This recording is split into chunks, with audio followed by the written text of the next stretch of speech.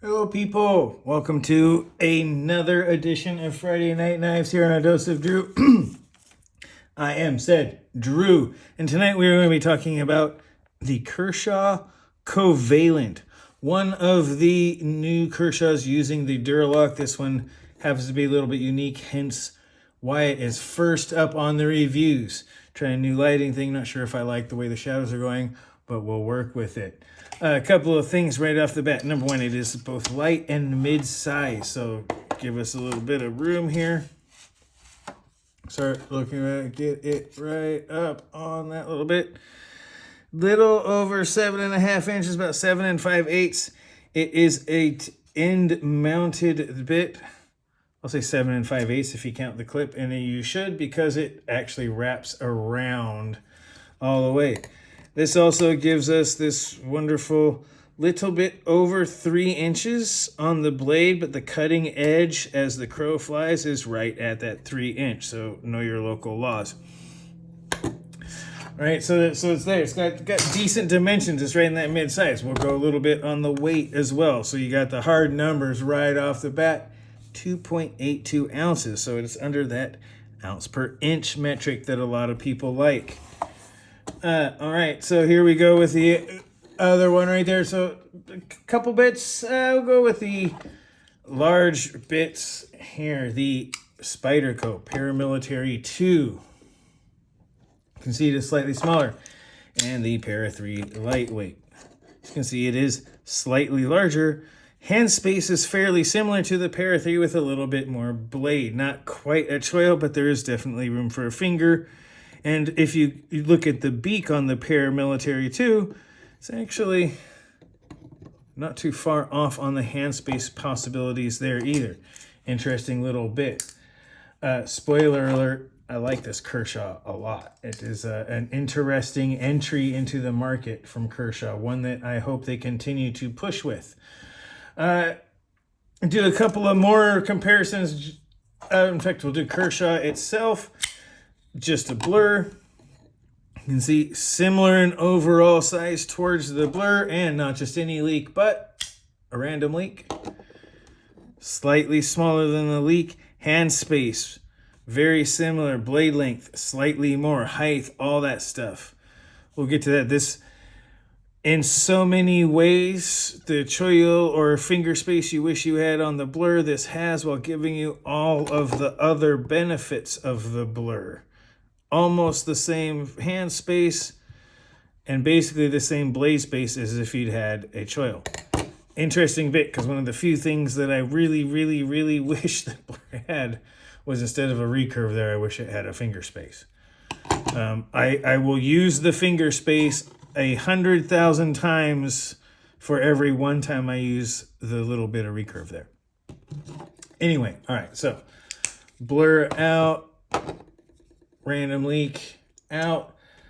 Couple of others here. The Benchmade bug out, just to give it a good, because it's really in that same type of bit. And the Civivi Elementum, I am enjoying the Desert Warrior for a time, so everyone gets to enjoy it with me here as part of the comparisons. Bug out right in there. Bug out's definitely on the super ultralight, but similar in not only blade shape, but blade space. A little bit more in the hand space department. Also very slim, just to give a quick little look on that. Very, let me see. There's that match up on the light without me shading it too much. No, it doesn't. It sucks. Approximately the same width as the bug out. So very narrow in the handle department. Same with the Civivi. All right, so, and of course, approximately the same, my ween iron is approximately the same size or close enough that no one cares. Anyway, all right, so into the next thing. Let's see, the Duralock on this. First things off, the design. It does have kind of very classic, but very well done design. You can see all of the really good bits. You have a little bit of a drop tail on here, as well as a waist sort of bit, so that you get that great thumb. Kershaw has great thumb placement as well as hand in there. Little bits of the dividend, as well as other great Kershaw in-house designs. Several of them you can come up with, the FRN and all that, plus the new Duralock. Now, a couple of things I will start off first off about the new Duralock. There's a couple of different iterations. There's also the Heist. You saw the unboxing. And the Heist works a lot like most of the others. Benchmade, Hogue, many other of those.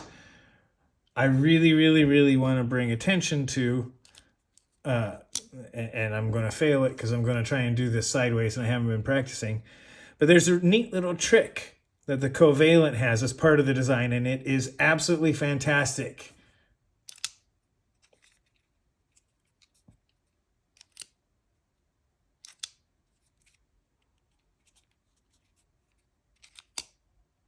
You can deploy it using only the spring and no wrist. Done.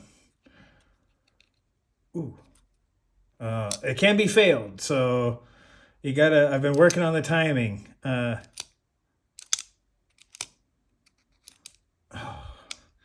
Especially sideways so that you can see it on camera.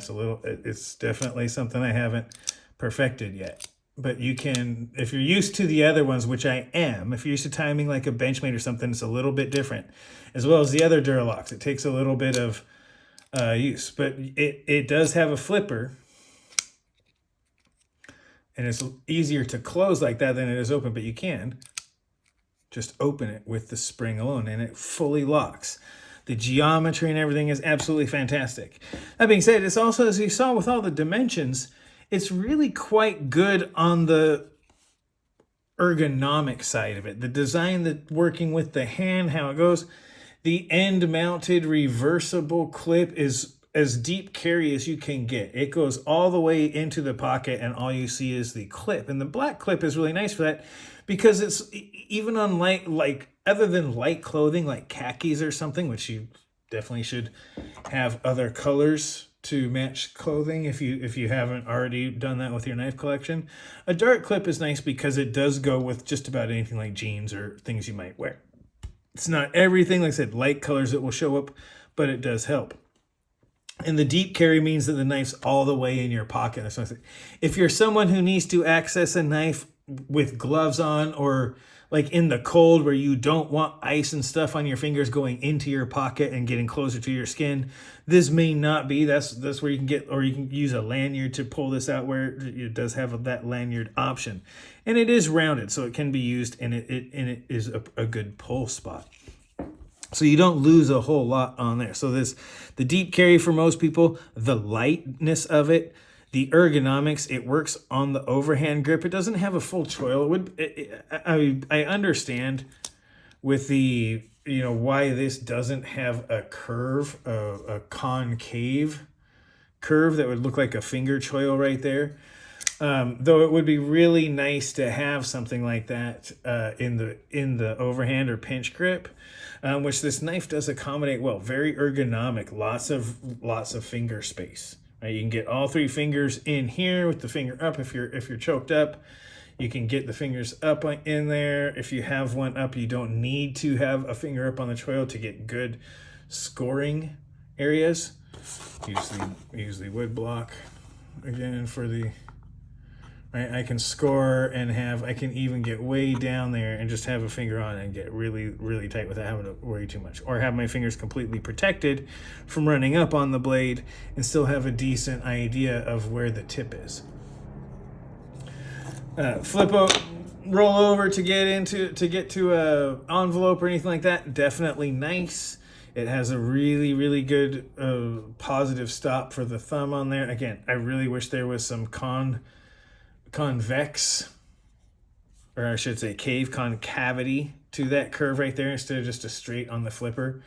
I don't think the visual problem of having the so-called pocket pecker is nearly of the value of having a more positive placement for the fingertip or finger in a actual grip where you could but in fact, if you want to take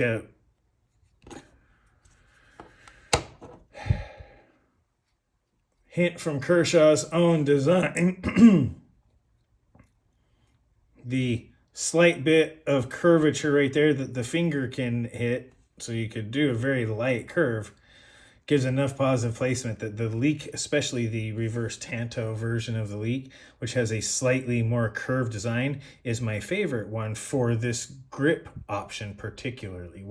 How I carry knives for almost everything other than going this way, still often the overhand grip. I don't go from here to a thumb. I go from a pointer over scoring to an overhand grip most of the time. For control and just historic and all sorts of other reasons. So they have something that does that instead of just a flat. So you could get a very light concavity to that flipper tip. Is it a design flaw? No. Is it something that would be nice? Yeah, it would be nice because really it's about, I care far more about my finger being right here and not running, because there is this risk of it running into the sharpening choil there. So if I have a little bit of concavity to give my finger a little bit more positive placement, perhaps it does encourage a little bit too much of the finger running, but having a place where I know my finger goes, even if there's possibility a little bit of light jimping there to help, would be a design option on there. The aesthetics of it speaks for itself. Classic knife, classic drop point, nearly fully flat grind. The only thing that's not a flat grind is because there's saber ground where there's a nearly full length swedge, breaking that up. One of the few, as we were mentioning before, to the new thing with the giant swedge that's on a lot of the Kershaws, which is actually quite nice on a lot of things. While this is a smaller blade, it actually has a slightly taller grind profile, while having just a slightly thicker, so probably approximately the same grind profile as far as that, but a very, very thin piece of metal in there. Comparing to, say, the bug out, it's approximately the same. So that piece S30V and this piece of D2 are approximately the same thickness. I don't know if that'll show up really well. Probably not. But you can see they're close enough that it may be in the third decimal place that they're different, or the second. But yeah, you're measuring into hundredths or thousandths, at least hundredths, if not thousandths of an inch in thickness difference. So there's really good cutting geometry on there. It has at least the same style of cutting geometry as the bug out. So, and the aesthetics on it are pretty good. There's really hard, honestly, to pull off anything wrong with the aesthetics. Is it bland? Maybe, but it's really, really nice. In fact, this is probably my favorite Kershaw since the Tumbler. And it may even eclipse the Tumbler depending on how long it goes as my favorite, partly because I wish the Tumbler had an actual place to put your finger right here instead of just hoping and praying that you don't run up on it. Would be really outstanding to have a choil area on the Tumbler, and plus there's just some wonderful mechanics to the Tumbler that I like, as well as balance. But this comes really close, and getting into the next part of the mechanics, the Duralock on this one is just ridiculously fidgety, and the promise of never having to take your fingers off. Oh man. All right, so not taking your fingers off to deploy it.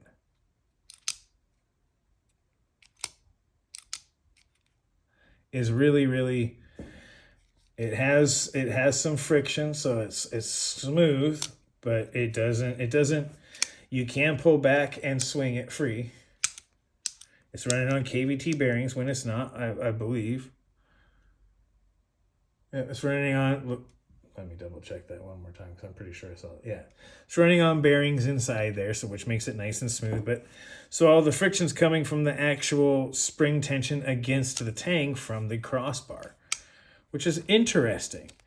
And the way that it is configured geometrically gives it sort of the spring loaded allows it to be just enough to. I've been practicing vertical and horizontal. We'll see if I can do it. There we go. All right, getting the timing down, you guys. Sorry, it is a little bit different. So if you're used to you'll get used to it really quick. But if you're used to Benchmade's or other ones, this one takes a little bit of timing and speed pull and when to let go and all that sort of stuff. Just a little bit different, but you're rewarded with so much fidgety, super fidgety. Like, you can use the flipper tab, but it's so hard to remember that it has one when you can just, let me see if I can. Oh man, there we go. The tiniest bit of wrist flick will get it even if you don't mean to. Making the Duralock quite fidgety. And this has not been cleaned yet. I have been just using the crap out of it. It makes for a really interesting little bit, especially there's the fidgetiness and for me, there's the challenge of getting it right, of getting the timing down so that I can do it on camera too. That's really fun, right? So that you can get that down. But there's the reality of doing something. I have stuff to do. I need to get something. There's a piece of work. I pull out my knife. I don't have to move my hand. I can cut. I can score. I can do the piece. I can trim a little bit, whatever, and then I can put the knife away without ever taking my other hand off the piece of work or holding what I'm doing. That is a very real benefit of that mechanism. And it's fun to work. It is absolutely fun to work. And that's a factor that's hard to put your finger on, but if you got it, you got it. I mean, Benchmades are well known for it, right? Benchmades are fidgety. And they have a little bit of the same thing. It flops. Like you can it has positive, but it doesn't shoot out like that one does. So the Benchmade's fidgety, you definitely get that. And another one extraordinarily well known and well worth it, that's, you know, has its imitators and everything like that, is the Smock, with its absolute fidgetiness and unique methods of deployment, people just deploying it with every possible finger. You know, it's got all sorts of things, right? So I mean, you can do crazy cool stuff with it. Super fun. This doesn't have quite as many opening options, but man, is it still fun. That fun factor of pulling it out and just bam. Yeah, sure. Oh yeah. And it closes too. Yeah, you can use this, but you could have such a significantly smaller flipper tab. It is a push button action. You can actually, right? It is essentially push down on it. I need to clean this. But it is a push button action. You don't have to light switch it. The light switch obviously still works. And right, you can fail it. One of the things I have noticed is that it's definitely failable if it's a fail operation if you just go light. You can, especially if you slow light switch it. But again, much like the crossbar, if you just give it a good, it opens and it closes and it opens and it closes and it opens. And yeah, it's fun. And that really gets it to the noteworthy points. This is a D2 Chinese-made Kershaw, designed in-house. Yeah, I'd prefer it to be an American-made. Kershaw is owned by Kai, which is a Japanese company, sold in the U.S., made in a Chinese factory. So what? They're doing a great job. The D2 has a decent edge. Fairly even from one side to the other, not completely so, but pretty good by especially foreign-made Kershaw standards. The new Duralock, especially in this iteration, way better in my opinion. I will get to, spoiler alert, I will get to the heist. It's not a bad knife. But if I have to pick one that is my favorite, I can tell you already it's the reason why this one is first up on the reviews, and it is by far and away the Covalent. It is easily my favorite new Kershaw that I've tried, only the two, but it is definitely my favorite so far. And that's the intended purpose, I believe, is that Kershaw made what's effectively a standard.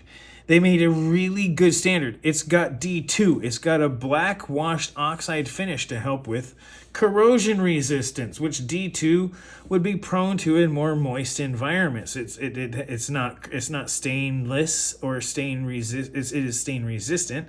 It has enough chromium to have a little bit of resistance, more so than just like say a pure carbon steel. But it's not stainless. You don't want to be leaving it in water. This stuff will rust. But if you happen to use it in a moist environment, it does have a black oxide finish, which will help with corrosion resistance.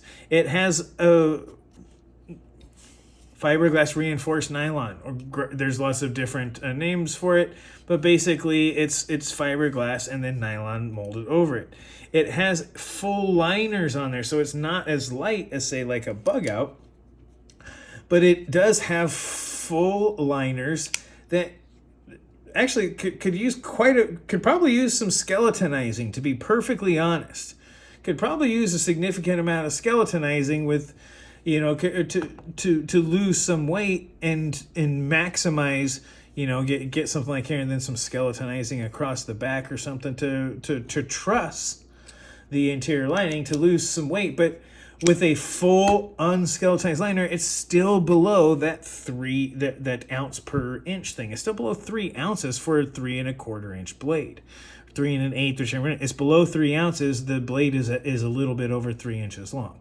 So you're looking at still a really good, basically length to weight ratio, and it could be lessened anymore if they wanted to do the Covalent lightweight, where they skeletonized the liners and did a couple of things like got aluminum or something, or reduce the backspace. Like, there's ways they could do this, but it's still pretty lightweight. It still has a really good clip. Number one, if you look at that, the clip is fantastic. It does have one screw behind it, but that adds a little bit of retention that doesn't tear up too much. And the lightness of the different textures on here, for those of you who look, it's 5s and 6s, pentagons and hexagons tiled in there, but it's nice. It's relatively light. It's not too aggressive for the grip, while still having plenty of different textures, like heavy textures and light textures, and not tearing up the pocket. Very good for an EDC, which makes me believe, again, as a standard EDC from Kershaw as its intended purpose. Which brings us to the cost to value ratio. This is under $60 coming off on its intro. This was like $56.95, I believe, at most places, or $57, just under $60 for a D2 crossbar lock, fidgety, new and useful with a distinct feature, standard from Kershaw. That's a lower price than you can get, or approximately the same price you can get a Civivi from. Kershaw's really bringing it to them. This is a worthwhile buy, and definitely worth taking a look at given the price. The cost of value on this is pretty good. Now, is it going to beat, in my opinion, something like the Chirp? No, this one's so nice and so good at twice the price. I bought it twice, right? All right, so it's not going to beat it at that. But for what you get, the cost to value ratio on this is outstanding. From fidget factor to everything else, the cost to value ratio is right out there. Which brings me to the end here of what I expected, what we got, if we have any changes, any requests, or what I would change. First of all, the expectations. I expected Kershaw to do well. This iteration, the Covalent especially, as it for me is the benchmark of a new Kershaw knife. And I hate to say that as like something, I say that as someone who has. I mean, bear with me here, but let's just say I'm not new to Kershaw's, okay? I mean, we all have seen some of this on the channel here. I have more. They can't all fit on here, but I'm not dogging on Kershaw in any way. I am not trying to disrespect. I'm not pulling down. Let's just say they've been kind of sitting back for a little while, right? There hasn't been a lot of new standards or anything like that. They've kind of been holding on to some old ones. And this is a new Kershaw knife. This is a new kind of Kershaw. You don't see the old stuff. This is a design. They put a distinctive feature and action into something that's an old thing that no one else that I know of or have seen really does. Like there's a definite uniqueness to it. There's character. They bring something else to the table. It is lightweight while being fully lined. Is under 3 ounces. Still a great deal. This is, for those of you who know the difference, I will liken this knife to some of the lightweights. Like if you would say something like the Para 3 and the Sage 5. Sage 5 is fully lined, blah, blah, blah, blah, blah, blah, blah, blah. This is similar to that when it comes to like the Sage series. It is such a great knife, and it is, in a way, a new Kershaw standard. If this doesn't replace the tumbler, it's going to be one of my top 2 favorite Kershaws. Easily one of my top 2 favorite Kershaws. Currently, my favorite sleeper Kershaw is one that they discontinued, but it was the Turismo, which was for me a sleeper Kershaw. That was a really good knife that a lot of people just didn't buy for whatever reason. I thought it was really good. But it's gone now, so you don't have to worry about trying to find that. If it's out there, buy it. It's not going to be around for long. This, however, is a whole different thing. So the only request I really have, there's number 1, skeletonize the liners just a little bit. Give us a little bit more weight reduction, right? 2.8 ounces is great, but you can get me to 2.5 ounces at 3.25 or whatever inches on, or 3 1/8 or whatever. It's 3.1, 3.2 inches on the blade length, and you can get me 2.5 ounces easy by skeletonizing those liners and doing a little bit of CAD design or anything like that, or stress design, or even just get where that these stress lines are going to go from the across. You can skeletonize this, get us a little bit more weight reduction, get us a positive concave curvature on right here, so that you have a little bit more positive finger placement in the overhand grip, or in the saber style grip as like a choil style.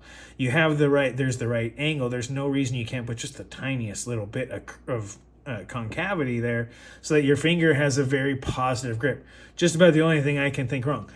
And my God, you guys, you can reduce this and make this a little bit, or you can have just a slight less. If you don't have slightly less, give me concave. If you can do a little bit of concave, or just soften it and have slightly less, so that there's less of a flipper tab and less of an extra bit right there. Maybe you don't want that. That's fine. That one's a little bit harder. You want the flipper tab. You want to have the secondary bit. I don't want to put a thumb stud here like on the other models. So yeah, that's a little bit harder, and it really does make a nice positive stop when you're doing things like opening envelopes and that sort of stuff. So it does. That one's a little bit iffy, but the concavity definitely there, as well as the weight reduction. When you look in and you realize that this thing is this lightweight with almost no extra skeletonizing in the liners to reduce weight, and you realize it's at like 2.84, I bet you can get to 2.5, 2.6 ounces pretty easily with this thing. And that really starts to bring me to the end. It's really going with that's really the request that I have on there, which gives me the 5 stars on it. This is a home run by Kershaw when it comes to this. It's a standard. Yeah. Do you see anything that just destroys the paradigm? No, but it elevates the paradigm. It has this great thumb curve without too much of a thumb ramp, but some good jimping. It has a nice dip, so it can drop into your hand, and you can do the overhand grip pretty nice. It has a nice open generic place for your fingers, so there's room for lots of different hand sizes and hand types. And there is a decent space, even though it could be improved, it's still pretty good as it is. It gives you nice positive control when you're in the overhand grip or choked up. And that includes with the thumb on the saber grip, or if you even go up on the 3-finger to get a better, like if you ever need to pick a sliver or something like that, because you got a thorn in you or something. So, and then of course, there's the mechanics of the, as I screwed up, of the, and especially I'm doing it horizontal so it doesn't work in everything, but just how easy it is to deploy this with just the crossbar spring and the geometry of the knife itself. Right? So that's always a great thing. That puts it right at the top. And it's really hard to say anymore. At under $60, the price to value ratio on this knife is outstanding. The design of it is unique enough that it puts a new spin on an old standard with the high flat grind, a basic drop point, a full swedge, good ergonomics, good open ergonomics for lots of different hands. The aesthetics tell you this is a pocket knife. It is a good set of aesthetics. And the mechanics are both unique and absolutely, I don't want to say flawless, but they work as expected. It has bearings and a crossbar lock, and it works. It works as you would expect, which is, that means good. If it was anything less than really great action, you would be disappointed giving it specifications. So it does exactly what the specifications is, and that means it works outstanding. It has smooth action, right? And I'm gonna, if I just hold it back and swing the, right? Oh boy. There we go. Can't do it on camera, no matter how much you practice. See? Anyway, and then it goes in. So you can do it. It's hard to do it on camera, so my apologies. Everyone knows what's going on with that one. But it definitely works pretty good. And so it's really hard to not recommend this knife. Like, this is a new Kershaw standard for me, where you go into the mid-size, where you don't want to blur, you don't want this. This is at an outstanding price point with good D2 steel. About the only thing that I could say is if Kershaw wanted to do, they could do something like a carbon fiber and CPM 154 or something like that, or S3. They could do things like they do with the Leak with this, and I would buy it because the entire mechanism of this knife is great. And if you just up the ante with materials and you keep the price at a good value for the materials, I'd buy them if I had the money. I mean, of course, budget willing. There's nothing wrong with it. When it gets right down to it, there's things I'd like, but there's nothing that is a little bit like loose or anything like that isn't justifiable given the price point, or as good as, if not better than, anything at that price point. And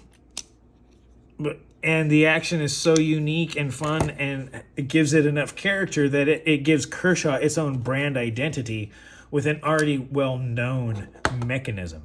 And that's hard to do. That really does. And for the intended purpose of it, this is a full flat grind, thin blade stock, D2 EDC knife on bearings with a crossbar lock that is well engineered and well executed.